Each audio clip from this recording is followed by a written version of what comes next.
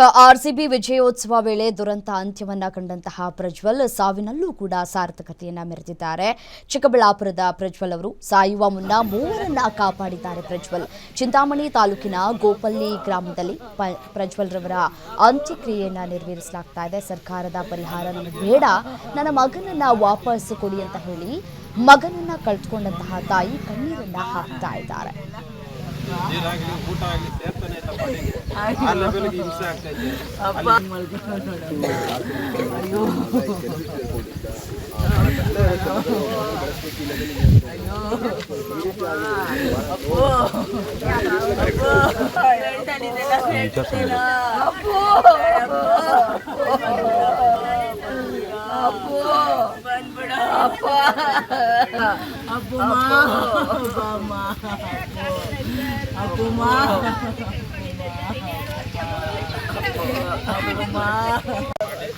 ಕಷ್ಟಪಟ್ಟು ಆ ಲೆವೆಲ್ವರೆಗೂ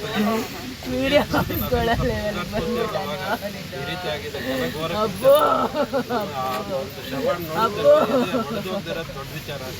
ಆ ಲೆವೆಲ್ಗೆ ಇದರಲ್ಲಿ ಹಾಕಿ ತೋರಿಸಿದಾಗ ನಿಜವಾಗ್ಲೂ ನೀರಾಗಲಿ ಊಟ ಆಗಲಿ ಸೇರ್ತಾನೆ ಆ ಲೆವೆಲ್ಗೆ ಹಿಂಸೆ ಆಗ್ತಾ ಇದೆ.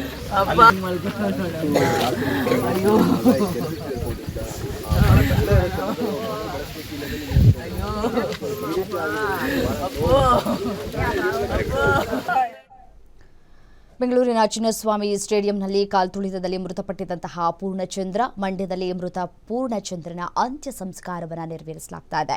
ರಾಯಸಮುದ್ರ ಗ್ರಾಮದ ಜಮೀನಿನಲ್ಲಿ ಅಂತ್ಯ ಸಂಸ್ಕಾರವನ್ನು ಮಾಡಲಾಗ್ತಾ ಇದೆ. ಲಿಂಗಾಯತ ಸಂಪ್ರದಾಯದ ಪ್ರಕಾರ ಅಂತಿಮ ವಿಧಿವಿಧಾನವನ್ನು ನೆರವೇರಿಸಲಾಗ್ತಾ ಇದೆ. ಭೂಮಿಯಲ್ಲಿ ಉಳುವ ಮೂಲಕ ಅಂತಿಮ ಸಂಸ್ಕಾರವನ್ನು ನೆರವೇರಿಸಲಾಗಿದೆ.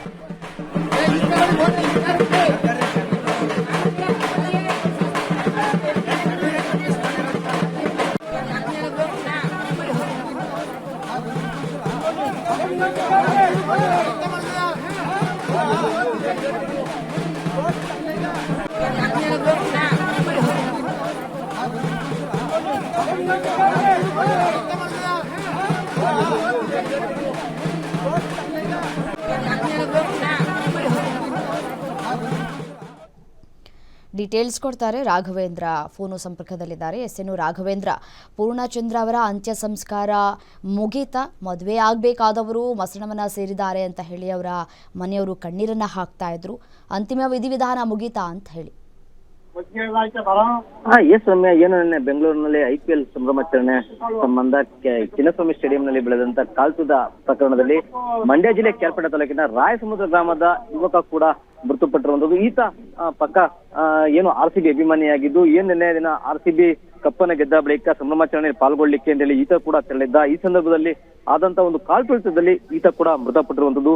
ಏನು ಮದುವೆಯಾಗಿ ಬಾಳಿ ಬದುಕಬೇಕಾದಂತ ಈ ಯುವಕ ಇದೀಗ ಮೃತಪಟ್ಟಿರುವಂತದ್ದು ಆ ಒಂದು ಕುಟುಂಬದಲ್ಲಿ ಒಂದು ರೀತಿಯ ಸಂಕಟಕ್ಕೆ ಮನೆ ಮಾಡುವಂತದ್ದು. ನಿಜಕ್ಕೂ ಕೂಡ ಆ ಒಂದು ಕುಟುಂಬ ಕಣ್ಣೀರಿನಲ್ಲೇ ಕೂಡ ಕೈ ತೊಳೆದಿದೆ. ಜೊತೆಗೆ ಅಲ್ಲಿನ ಸಂಬಂಧಿಕರು ಸೇರಿದ ಊರಿನಲ್ಲೂ ಕೂಡ ಇವತ್ತು ಏನು ಆ ಯುವಕನ ಸಾವಿಗೆ ಎಲ್ಲರೂ ಕೂಡ ಮರುಕವನ್ನ ವ್ಯಕ್ತಪಡಿಸಿ, ಯುವಕ ಏನು ಮುಂದಿನ ದಿನಗಳಲ್ಲಿ ಮದುವೆ ಆಗ್ಬೇಕಾಗಿತ್ತು, ಆದ್ರೆ ಮದುವೆಯೂ ಇಲ್ಲದೆ ಕೂಡ ಈಗ ಮತನ ಸೇರಿದು ನಿಜಕ್ಕೂ ಕೂಡ ಆ ಒಂದು ಕುಟುಂಬದ ಘೋರ ದುರಂತ ಅಂತ ಹೇಳಿದ್ರೆ ತಪ್ಪಾಗ್ಲಿಕ್ಕಿಲ್ಲ. ಏನು ಮುಂಜಾನೆ ಕೂಡ ಆತನ ಪಾರ್ಥಿವ ಶರೀರ ಇವತ್ತು ಗ್ರಾಮಕ್ಕೆ ಬಂದ ಬಳಿಕ ಸಂಬಂಧಿಕರೆಲ್ಲರೂ ಕೂಡ ಬಂದು ಆತನ ಒಂದು ಸಾವಿಗೆ ಒಂದು ಶ್ರದ್ಧಾಂಜಲಿ ಮತ್ತು ಸಂತಾಪವನ್ನು ಸೂಚಿಸಿದ್ರು. ಏನೀತ ಲಿಂಗಾಯತ ಸಂಪ್ರದಾಯ ಅಂತ ಐತೆ, ಈಗ ಅವರ ಜಮೀನಿನಲ್ಲಿ ಅಂತ್ಯಕ್ರಿಯೆ ಕೂಡ ನಡೆದಿರುವಂತದ್ದು. ಒಟ್ಟಾರೆಯಾಗಿ ಏನು ನಿನ್ನೆ ನಡೆದಂತ ಒಂದು ಕಾಲ್ತುಳಿತದಲ್ಲಿ ಈ ಒಂದು ಅಮಾಯಕ ಯುವಕ ಏನು ಕ್ರಿಕೆಟ್ ನ ಒಂದು ಪ್ರೇಮಕ್ಕೆ ನಿಜಕ್ಕೂ ಕೂಡ ಬಲಿಯಾದದ್ದು ನಿಜಕ್ಕೂ ಒಂದು ರೀತಿಯ ದುರ್ದೈವ ಸರಿ. ಹಾಗಾಗಿನೇ ಕೂಡ ಇವತ್ತು ಕುಟುಂಬದಲ್ಲಿ ಒಂದು ರೀತಿ ನೀರವ ಮೌನ ಮನೆ ಮಾಡಿದ್ರೆ ಗ್ರಾಮದಲ್ಲೂ ಕೂಡ ಸೂತಕದ ಛಾಯೆ ಆವರಿಸುವಂತದ್ದು. Ramya, right Raghavendra, thank you ತಮ್ಮ ಮಾಹಿತಿಗಾಗಿ.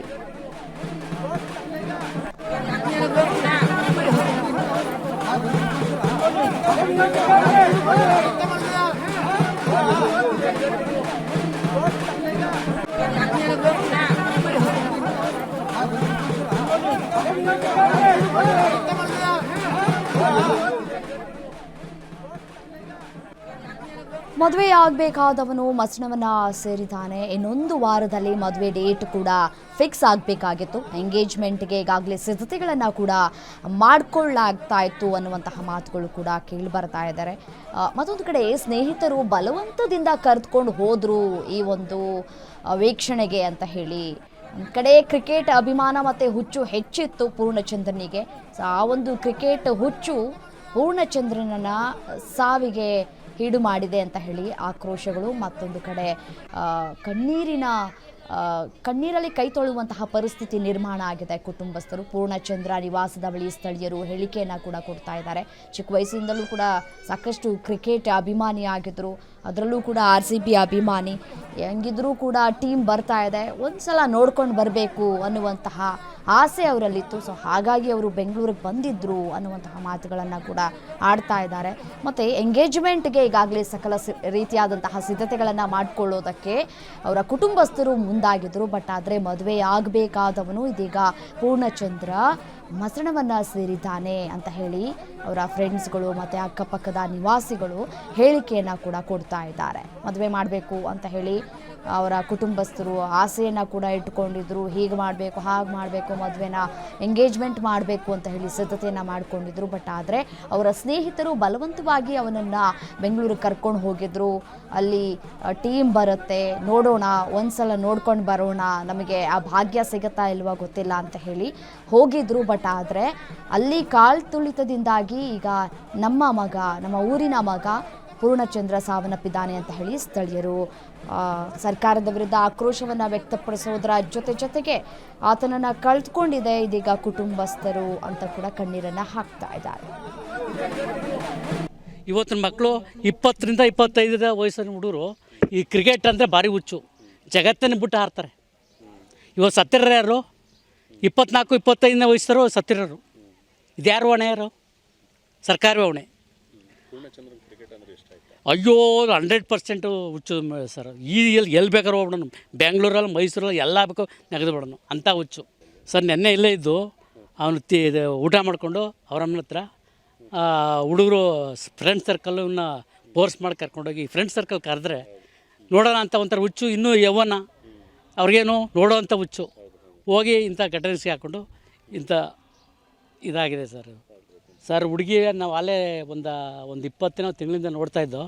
ಈಗ ಮೊನ್ನೆ ಹೋಗಿದ್ದೋ ಒಂದೆರಡು ಊರಿಗೆ ಭೇಟಿ ಕೊಟ್ಟು ಅವರು ಗಂಡು ಹೆಣ್ಣೆಲ್ಲ ಒಪ್ಕೊಂಡು ಇನ್ನೊಂದು ವಾರದಲ್ಲಿ ಫಿಕ್ಸ್ ಮಾಡೋಣ ಅಂತ ಡೇಟು ಫಿಕ್ಸ್ ಮಾಡೋದು ನಿಶ್ಚಯ ಮಾಡೋದೊಂದಿತ್ತು.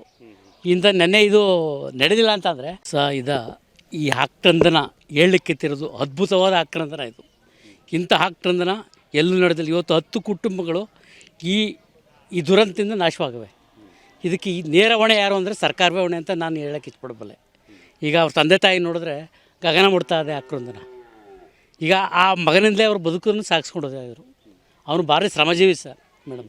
ಈ ಊರು ನೋಡೋದಿಲ್ಲ ಇದು ಎಂಥ ಊರು ಅಂತ. ಇಲ್ಲಿ ಭಾರಿ ಶ್ರಮಪಟ್ಟು ಜೀವನ ಮಾಡೋಂಥ ಈ ಊರಿದು. ಅಂಥ ವ್ಯಕ್ತಿ ನಾವು ಇನ್ನೂ ಪಡೆಯೋಕ್ಕೂ ಆಗೋಲ್ಲ, ಅಂತ ಹುಟ್ಟೋಕ್ಕೂ ಇಲ್ಲ. ತಿಳ್ಕೊಂಡು ನನಗೆ ಅವನು ಸಾಮಾನ್ಯವಾಗಿ 50% 60% ನನಗೆ ಒಳ್ಳೆ ಹೆಲ್ಪ್ ಮಾಡ್ತಿದ್ದ. ನಾನು ಅವನಿಂದ ಆದಷ್ಟು ಸಹಾಯ ಪಡ್ಕೊಂಡಿದ್ದೆ. ನನಗೆ ಸರ್ ನಮ್ಮ ಬಾಂಬೆದ ಮಗನೇ ಇಂಥ ಅವಹೇಳನಕಾರಿ ದುರ್ಘಟನೆ, ಅಸಹ್ಯ ಅಂಥ ಘಟನೆ ನಡಿಬಾರ್ದಾಗಿತ್ತು. ಇದು ಮಾಡಿರೋದು ಸರ್ಕಾರದ ಮೂಲಭೂತ ತಪ್ಪು. ಇಲ್ಲ ಪಬ್ಲಿಕ್ಕಲ್ಲಿ ಮಾಡ್ಬೇಕಾಯ್ತು ಇವರು, ಇಲ್ಲ ಮೂಲಭೂತ ಒಂದು ಸಭೆ ಮಾಡಿಕೊಂಡು ಒಂದು ದಿನ ಪರ್ಚೇಸ್ ಮಾಡಿಕೊಂಡು ಇವರು ಸಭೆ ಇಟ್ಕೋಬೇಕಾಯ್ತು. ಇವತ್ತಿನ ಮಕ್ಕಳು 20ರಿಂದ 25 ವಯಸ್ಸಿನ ಹುಡುಗರು ಈ ಕ್ರಿಕೆಟ್ ಅಂದರೆ ಭಾರಿ ಹುಚ್ಚು, ಜಗತ್ತನ್ನು ಬಿಟ್ಟು ಹಾರ್ತಾರೆ. ಇವತ್ತು ಸತ್ತಿರೋರು ಯಾರು? 24-25 ವಯಸ್ಸರು ಸತ್ತಿರೋರು. ಇದ್ಯಾರು ಹೊಣೆ? ಯಾರು? ಸರ್ಕಾರವೇ ಹೊಣೆ. ಅಯ್ಯೋ 100% ಹುಚ್ಚು ಸರ್. ಎಲ್ಲಿ ಬೇಕಾದ್ರೂ ಹೋಗ್ಬಿಡೋಣ, ಬೆಂಗಳೂರಲ್ಲಿ ಮೈಸೂರಲ್ಲಿ ಎಲ್ಲ ಬೇಕು ನೆಗೆದು ಬಿಡೋಣ ಅಂಥ ಹುಚ್ಚು.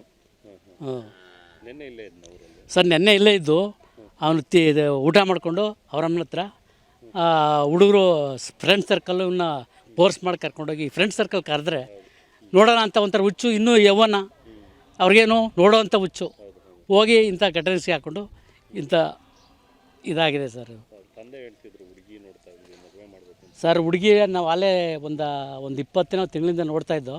ಈಗ ಮೊನ್ನೆ ಹೋಗಿದ್ದೋ ಒಂದೆರಡು ಊರಿಗೆ ಭೇಟಿ ಕೊಟ್ಟು ಅವರು ಗಂಡು ಹೆಣ್ಣೆಲ್ಲ ಒಪ್ಕೊಂಡು ಇನ್ನೊಂದು ವಾರದಲ್ಲಿ ಫಿಕ್ಸ್ ಮಾಡೋಣ ಅಂತ ಡೇಟು ಫಿಕ್ಸ್ ಮಾಡೋದು ನಿಶ್ಚಯ ಮಾಡೋದೊಂದಿತ್ತು. ಇಂಥ ನೆನ್ನೆ ಇದು ನಡೆದಿಲ್ಲ ಅಂತಂದರೆ ಅವನಲ್ಲಿ ಹೋಯ್ತಿತ್ತಿಲ್ಲ. ಮದುವೆ ಆಗೋ ಸಂಭ್ರಮ ಬಿಟ್ಟು ಇವನು ಕ್ರಿಕೆಟ್ ಸಂಭ್ರಮಕ್ಕೆ ಹೋಗಿ ಅವನ ಜೀವನನೇ ಹಾಳು ಮಾಡ್ಕೊಂಡವನು. ಅವ್ರ ತಾಯಿ ನೋಡಿದ್ರ ಹೆಂಗೆ ಯಾವ ರೀತಿ ಬಡ್ಕೋತಾವ್ರೆ. ಅವರು ನೀವೇಳಂಗೆ ಉಳಿತಾರೋ ಇಲ್ವೋ ನಮಗೆ ಗೊತ್ತಿಲ್ಲ. ಈಗ ತಂದೆ ತಾಯಿಗಳ ದುಃಖ ಅದು ಒಳಗಡೆ ಇರ್ತದೆ, ಹೃದಯದಲ್ಲೂ ಇರ್ತದೆ, ಅದು ಯಾರು ಹೊರಮಲ್ಲ. ಈಗ ಅವರು ಇನ್ನೂ ಅತಿಥಿ ಆಗೋ ತೀರ್ಥರೋ ಇರೋಕ್ಕಿಲ್ವೋ ಅಂಥ ದುರ್ಘಟನೆ ನಡೆದಿರೋದು. ಒಬ್ಬನೇ ಮಗ ಸಾಕಿ ಬೆಳೆಸಿ ಓದಿಸಿ ಬಂದಾಗೆಲ್ಲ ಇಟ್ಕೊಟ್ಟು ಬಟ್ಟೆ ಕೊಟ್ಟು ಎಂಥ ಇದು ಮಾಡೋರು ಗೊತ್ತಾ ಅವನಿಗೆ ಹೇಳೋಕ್ಕೆತ್ತಿರೋದು. ನಾನೇನು ಸರ್ ನೆನ್ನೆ ಅಲ್ಲಿ ಜಾರು ಬಿದ್ದುಬಿಟ್ಟು ನಾನೇ ಒಂದು ಅರ್ಧ ಗಂಟೆ ಯಾರೋ ಪೂಜೆ ಮಾಡಿ ಬಿದ್ದುಬಿಟ್ಟು ಹೇಳಲಿಲ್ಲ. ಆಮೇಲೆ ಎದ್ದೆ. ನಾವು ಯಾವ ಕೆಲಸ ಕಾರ್ಯಕ್ಕೆಲ್ಲ ಬರೋನು, ನಮ್ಗೆ ಹೆಲ್ಪ್ ಮಾಡೋನು, ಎಲ್ಲಾದರೂ ಮಾದರಿಯಾದಂಥ ವ್ಯಕ್ತಿ ಇವರೊಳ್ಳೆ ಇಡೀ ಊರಿನ ನೋಡಿ ಅಲ್ದ್ರೆ ಇಷ್ಟು ಜನ ಬರ್ತಿದ್ರ. ಇಡೀ ಒಂದು ಸಮಾಜ ಸೇವಕ ಇದ್ದಂಗೆ ಎಲ್ಲ ಕೆಲಸ ಕಾರ್ಯಗಳನ್ನು ಮಾಡಿಕೊಡೋನು. ಆಮೇಲೆ ಬೇರೆಯವ್ರಿಗೂ ಇವನು ಅಂತರಿರ್ತಾರೆ ಎಲ್ಲರಿಗೂ ಮಾಡಿಕೊಡೋನು ಸರ್. ನಾವು ಸರ್ ಇವನು ಈ ಮೇಲ್ಕೋಟೆ ಡಿಪ್ಲೊಮಾ ಮಾಡಿ ಮರಿಮಲ್ಲಪ್ಪದಲ್ಲಿ PUC ಮಾಡಿ ನಾನು ಓದಬೇಕು ಒಬ್ಬ ಮೇಷ್ಟ್ರ ಮಗ ನಾನು ಓದಲಿಲ್ಲ ಅಂದರೆ ನನಗೆ ಅವಮಾನ ಆಯ್ತದೆ ಅಂತ ಅಂದ್ಬಿಟ್ಟು ಇವನು BE ಮಾಡಿ ಸರ್ ಕೆಲಸ ಇಲ್ಲೇ ಒಂದು ಹೆಂಗಾಗಿದ್ದ. ನಾನು ಅಂದ್ಬಿಟ್ಟು ಬೈದೆ, ನೀನು ಒಬ್ಬ ಇಂಜಿನಿಯರಿಂಗ್ ಪದವೀಧರ, ನೀನು ಅನ್ಎಕ್ಸ್ಪೆಕ್ಟೆಡ್ ಆಗಿ ಮನೇಲಿ ಕೂತ್ಕೊಂಡ್ರೆ ನಿನಗೆ ಯಾರು ಗೌರವ ಕೊಡೋಲ್ಲ. ನೀನು ಒಬ್ಬ ಶಿಕ್ಷಕನ ಮಗ ಯಾವುದೋ ಒಂದು ಜಾಬ್ಗೆ ಹೋದರೆ ನಿಂಗೆ ಹೆಣ್ಣು ಕೊಡೋರು ಕೊಡ್ತಾರೆ, ನೀನು ಜೀವನ ಸರಳವಾಗಿ ಸಾಗಿಸ್ಕೊಂಡು ಹೋಗ್ಬೋದು, ಹೋಗಿ ಸೇರ್ಕೊಳ್ಳೋ ಅಂತ ಅಂದ್ಬಿಟ್ಟು ನಾನು ಒಂದು ಪದೇ ಹೇಳ್ತಾಯಿದ್ದೆ. ಈಗ ಅವ್ನು ಸೇರಿಕೊಂಡು 6 ತಿಂಗಳಾಗಿತ್ತು ಇವರೊಳೆ. ಒಂದು 35,000 ಸ್ಯಾಲ್ರಿ ಕೊಡೋರು, ಪ್ರೈವೇಟ್ ಅಲ್ವಾ, ಹೆಂಗೋ ನಿಭಾಯಿಸ್ಕೊಂಡು ಹೋಗ್ತಾ ಇದ್ದ. ಅನಿರೀಕ್ಷಿತವಾಗಿ ಬರ್ಬೇಕಾದ್ರೆ ಕಾರಣ ಏನು, ನೆನ್ನೆ ರಜಾ ಇತ್ತು ಬಂದ